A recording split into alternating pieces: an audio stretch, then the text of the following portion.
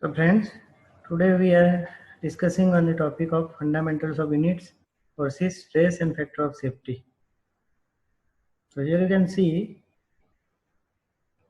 we are likely discussing some fundamental units, and this topic is very basic for understanding the machine design in a better way. So we can indirectly call it as this is the first step towards understanding the machine design. So just have to see here. I quickly see you fundamental units. Fundamental units are the acceptable, internationally accepted units, and derived units are the units derived from the fundamental units. For example, say you can see here some I have listed out some important fundamental units over here, and their units are there.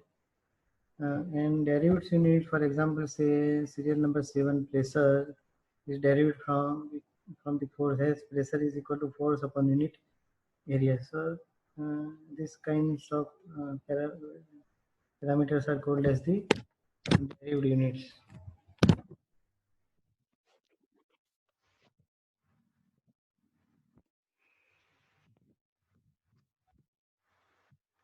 Now just have to see one of the most important parameter through which we can start the machine design is the force.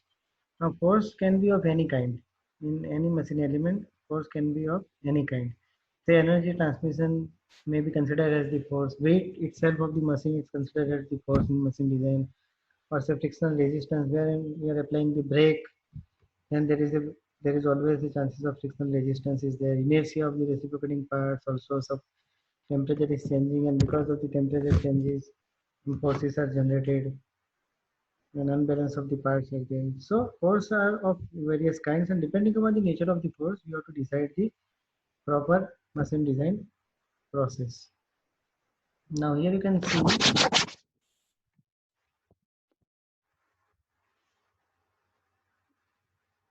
how we can define the force. So force is an agent. Normally in physics also we have already discussed this matter. So that is not nothing new.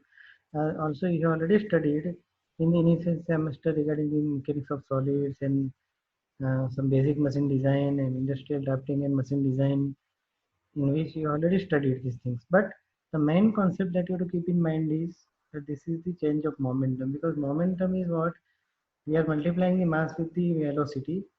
So that is normally considered as force. And force is nothing but the change of momentum. So force is equal to change of momentum with respect to time.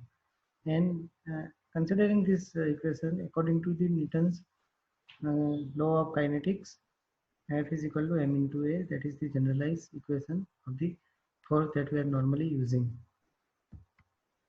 Now you have to see we have force is also considered as the load, or we can consider as externally applied forces called as load on the machine part. So load is nothing but the another name of the force. Now here you have to see to keep in mind the main thing is what we have the various kind of load acting on the machine element, and depending upon the nature of the load we have to design the part of the machine, or accordingly you have to select the material if the size of the machine element is fixed or constrained. So you have to see dead weight, dead load or steady load is there. For example, say a particular machine is continuously kept at the same place, and because of the weight of that machine is considered as the steady load over the floor of the shop. Also variable kind of load is also there. Some suddenly applied or shock load is there, or impact load is there. Now one minor thing in between shock load and impact load is that impact load is normally applied with some initial velocity, whereas in case of shock load there is not compulsory that it should have some initial velocity. So that is the main difference between the shock load and impact load that you have to keep in mind. Now whenever we are applying this force, there is always a tendency of material of the body or material of the any machining member to resist the load and prevent the material from the failure because of the internal resistance produced against the externally applied load. that internal resistance produced against the externally applied load is normally called as stress. So stress is nothing but the force per unit area. This area is the effective resisting area from where your material is likely to fail. Now stresses are of many kinds. Suppose you are making the pulling, then it is called as the tensile stress, and suppose you are making the pushing, then it is called as the compressive stress. And so depending upon the nature of the force, whether it is pulling or pushing, accordingly stress and consequently strain is produced inside the machine element. Now here you have to see tensile strain is produced under the effect of tensile stress. So whenever pulling load is applied, there is a tendency of material, there is a tendency of the bar. In this figure you can see the rectangular bar specimen is shown. So it is elongated, and in case of pushing load, uh, it is contracted. Pushing load means compressive. So under the action of compressive load, compressive stresses are generated and subsequently compressive strains are generated. That is the negative strain we are considering it as. So this is about the example of negative, means compressive stress and strain, where your size of the component is reduced, contracted. So alternately or ultimately we can call it as strain is defined as the change in length to the original length. And in case of compressive strain, it is called as the negative strain because the size of the material is changing after the application of the load. Now here you have to see these are called as the direct stress. We have again two types of stresses are there. One is the direct stress and another is the indirect stress. Now you have to keep in mind here is that line of action of the force. This is the line of action of the force P as shown in the figure. You have to see the effective resisting area from where your material is held. So line of the action of the force is exactly perpendicular to this effective resisting area. So direct stresses are such kind of stresses where line of action of the force is perpendicular to the effective resisting area. But when it is parallel to effective resisting area, then it is called as indirect stress. And that kind of stress are called as the shear stress that you have to see in the later slide. Before discussing the shear stress, that is indirect stress, let me see the relation between simple stress and strain. So stress is directly proportional to strain, but within the elastic limit. According to the Hooke's law, stress is proportional to strain, but within the elastic limit. So sigma is equal to E into strain, where E is the constant of proportionality and it is famously known as modulus of elasticity. Now modulus of elasticity is the material property. Whenever you are changing the material, then this value of this E is changing. So for mild steel, it may be 200 megapascal. Then later on, if you are taking the hard material, then it is increasing. And if, say for example, some soft material like polymers, then obviously modulus of elasticity is less. So modulus of elasticity is the stress upon strain. Now strain is unitless because it is the ratio of the two length or two size of the material. So it is the unitless, but stress is Newton per meter square. So ultimately your unit of the modulus of elasticity is Newton per meter square or Newton per mm square. So this is about the Hooke's law, and you can easily understand the Hooke's law by means of this very good example of mild steel, where A, B, C, D, E, and F. 6 points are there. Point A is called as the proportionality limit. So from 0 to A, your stress is proportional to strain, directly proportional to strain, and B is the elastic limit. So from A to B, however, it is proportional to the stress is proportional to strain till B, but A to B is called as the elastic limit. And then after B or beyond the B point, this point enters into the yielding. Yielding means deformation. So deformation starts after B point. Up to the B point, material is elongated under the action of the tensile load and contracted under the action of the compressive load. But once it crosses the point B, there is no chance of the elongation, because after point B, suppose you have to remove the load, material reaches to its original position. So within elastic limit, once you have to remove the load, it reaches to its original position. But beyond the point B, suppose you have to remove the load, then it not reaches to the this original point, but there is always a chance of permanent strain. So after B point, it start entering into the yielding. Yielding means deformation. So C is the upper yield point and D is the lower yield point, and then E is the ultimate stress. So ultimate point is there, and F is the point, failure point, where actually material is failed. Here we have to take the example of mild steel as the material. So this is about the stress versus strain diagram for the mild steel, and for glass like material, like beetle material, the diagram is like this, continuous.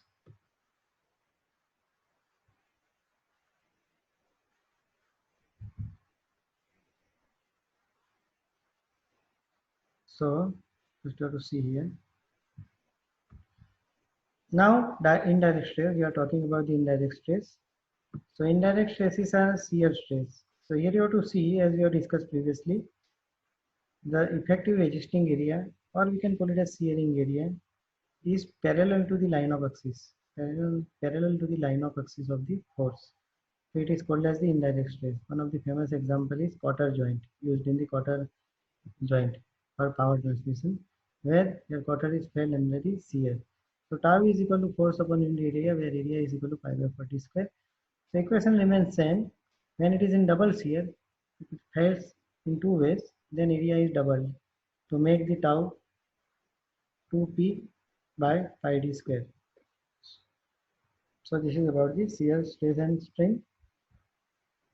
And shear strain, as we have discussed according to the Hooke's law, similarity for the shear stress and strain, shear stress is directly proportional to shear strain within the elastic limit, where we have to add one constant, that is C, and this C is called as the modulus of rigidity. Instead of modulus of elasticity, in shear stress and strain relationship, it is called as the modulus of rigidity.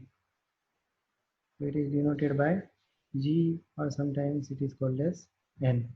So mostly it is denoted by G. And this is about the combined effect of size change or strain in x direction, in length direction, and in width direction. So in length direction it is called as the longitudinal strain, delta x by x, and in y direction, delta y by y, and combining these two together will give the Poisson's ratio mu. Poisson's ratio mu is equal to lateral strain in y direction divided by lateral strain in x direction. And once if it is positive in x direction, then obviously, suppose length is increased, obviously width is decreased. Suppose you have to increase the length of the material, and if it is circular, then diameter is decreased. So this is the negative. So Poisson's ratio is negative when you are taking the ratio of lateral strain over longitudinal strain. So this is about the fundamental concept of Poisson's ratio by combining the effect of two strain together. Now one of the silent example of or silent example of another kind of stress and strain is the thermal stress and strain, that is because of the temperature effect. So whenever temperature is changing, material, depending upon the material characteristics, there is always introduction of the stress. They are called as the thermal stress, and because of thermal stress, if size of the material is changing in case of increasing or decreasing, is called as the thermal strain.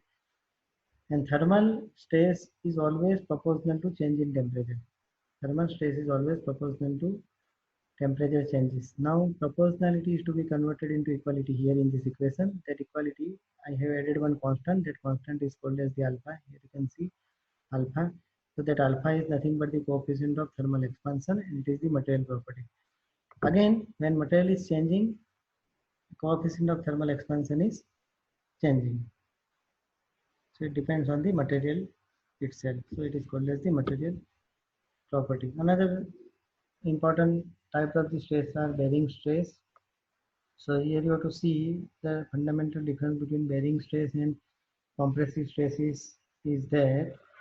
This is the localized compressive stress between the contact members, two contact members. Suppose you have to add the coupling over the shaft, and you have to see the stress distribution, bearing distribution. So here bearing stress is equal to force upon unit area. In case of compressive or crushing stress, what you have to do? We are taking the area as effective resisting area, that is the area of the shaft, pi by 4 d square. So P divided by pi by 4 d square is the compressive stress. But in case of bearing stress, we are taking area as length of the bearing through which material or your bearing is in contact with the shaft. So that is L, and D is the diameter. So this area, rectangular area, L into D is there. So that is the fundamental difference between bearing stress and compressive stress, where only effective resisting area is changing. So that point you have to keep in mind, and also try to remember the distribution of the stress. So stresses are maximum at the center and gradually decreasing at the edge of the shaft. Then working stress is also called as the allowable stress or design stress, for which your material or your machine element is normally designed. So that is, this stress is the stress where your actual machine element works. So it is called as the design stress. Because why it is called as the design stress? Because you have to design that material based on this stress, and you have to keep factor of safety.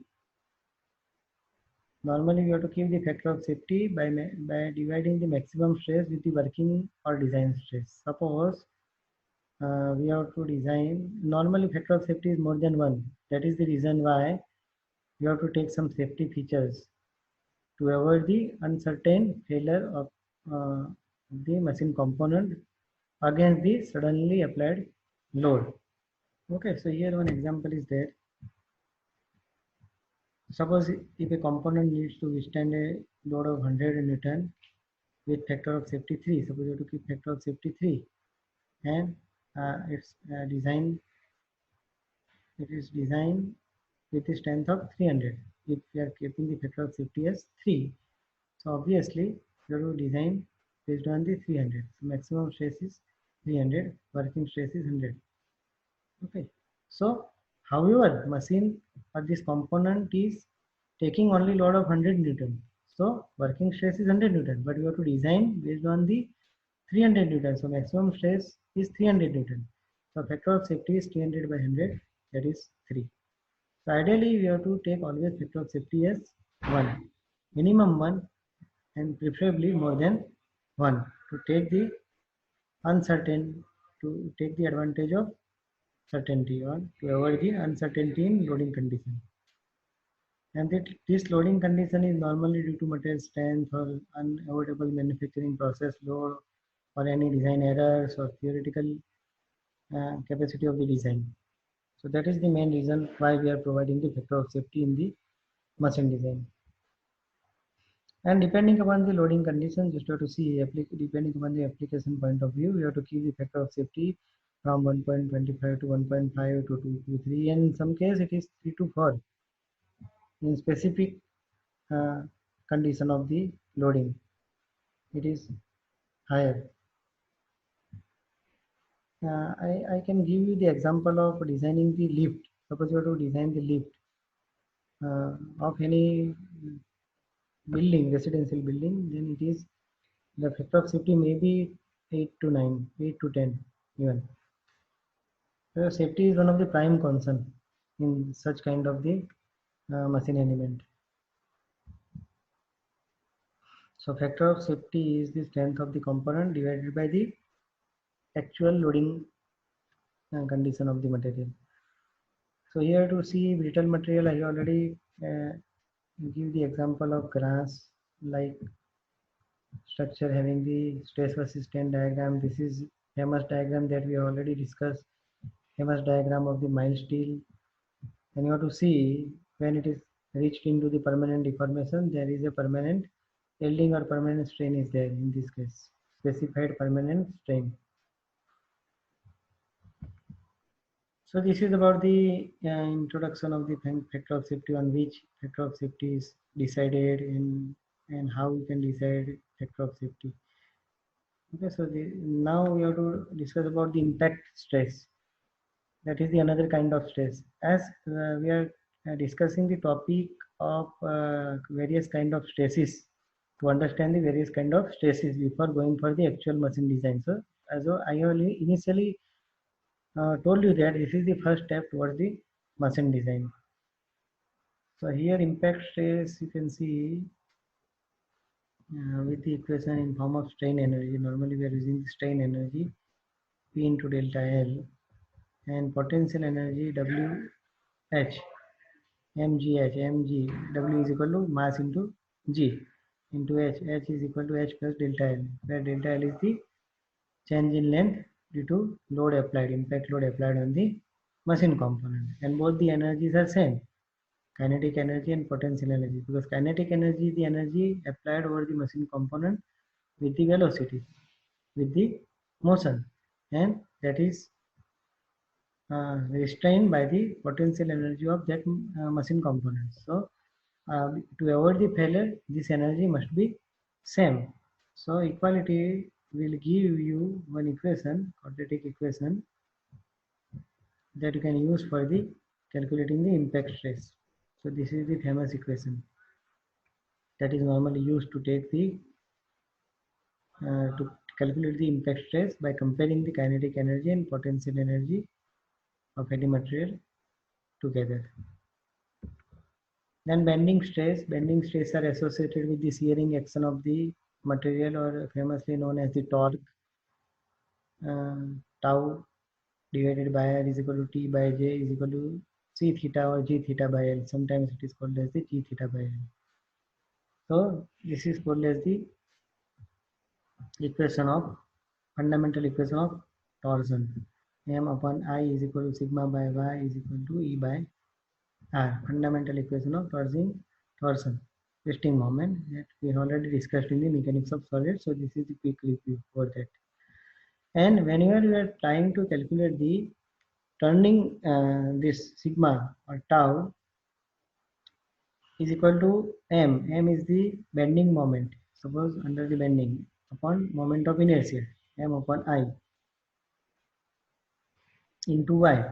So M divided by I by Y is equal to Z. So Z is the section modulus, that you remember. Section modulus is equal to I upon Y. So this is about the bending stress. Fundamental equation of bending is there, and same way fundamental equation of twisting is there. So this is about the fundamental equation of twisting, where you are using tau instead of sigma d. Then buckling is there. How can your both the ends are fixed or both the ends are guided. Then compressive stress applicable to a short member based on the compressor is called as the buckling, and this is the very famous equation, critical load equation of buckling, n into pi square EI upon L square. Rankine formula is normally transfer shear stress. Try to remember the equation for transfer shear stress. Tau is equal to V upon 2 I into H square by 4 minus Y1 square is a parabolic distribution of the shear stress. And this is the combination, combining all the stresses together as a basic type of shear, basic types of stresses: direct stress, bending stress, then direct shear, torsional shear, and beam shear is there. So just you have to see here, direct tension, the stress distribution is like this: sigma T is equal to P by A. Also same way you can see sigma C is equal to P by A, where instead of pulling you have to use the pushing load, and for bending apply the load P over the beam with two supports. The beam is under the bending with bending stress, maximum bending stress at the edge, and at the center zero bending stress is there. So try to remember the stress distribution for the bending stress. Then shear stress Tau is equal to P upon A. Simple shear stress is there. This is famously known as indirect shear stress. Quarter joint is the famous example of direct shear. Then torsional shear, rotating shaft is used. So fundamental equation of twisting is there that you can use here, and for bending, fundamental equation of bending is used, and then beam shear. Using the beam and see the stress distribution. So that is the difference between bending stress distribution and beam shear distribution. Just have to see both be having same things, but this kind of shearing is in rotation. So torsion is there. Here there is only bending. So this is the combined effect of torsion and bending.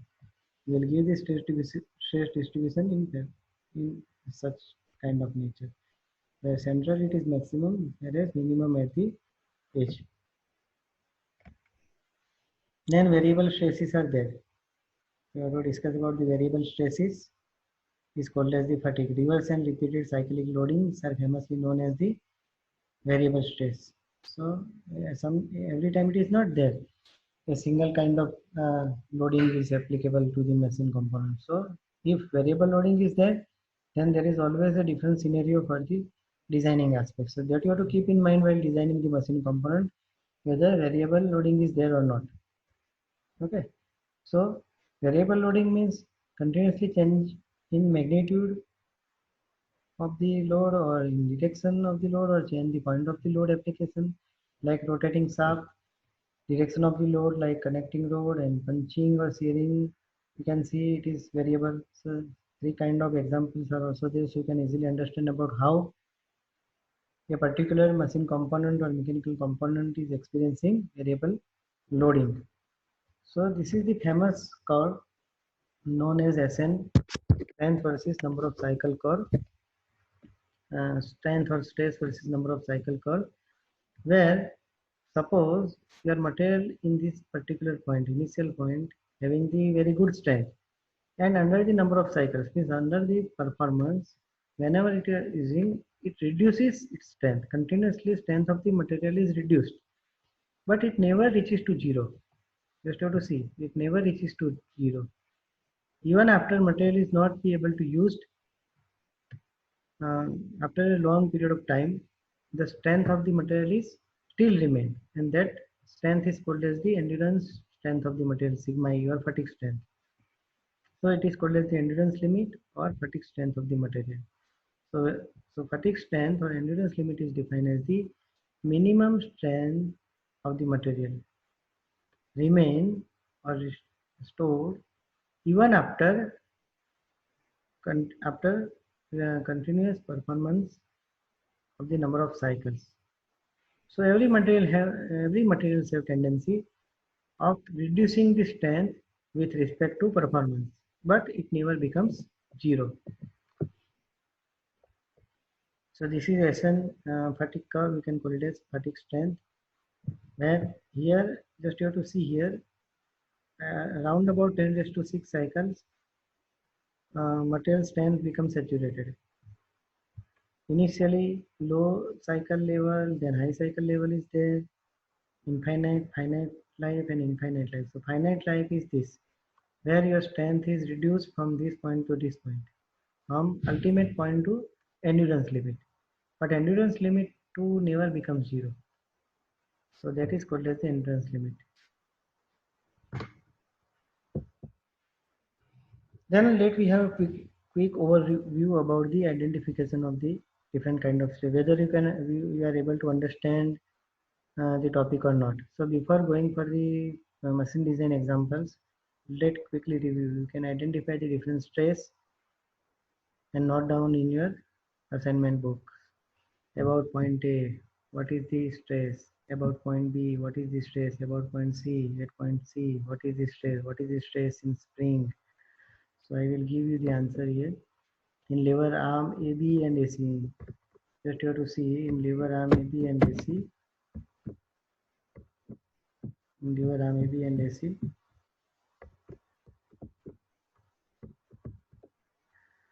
AB and AC bending stresses are there, and hinge C or A or B shear and bearing stresses are there, and in spring shear stresses are there.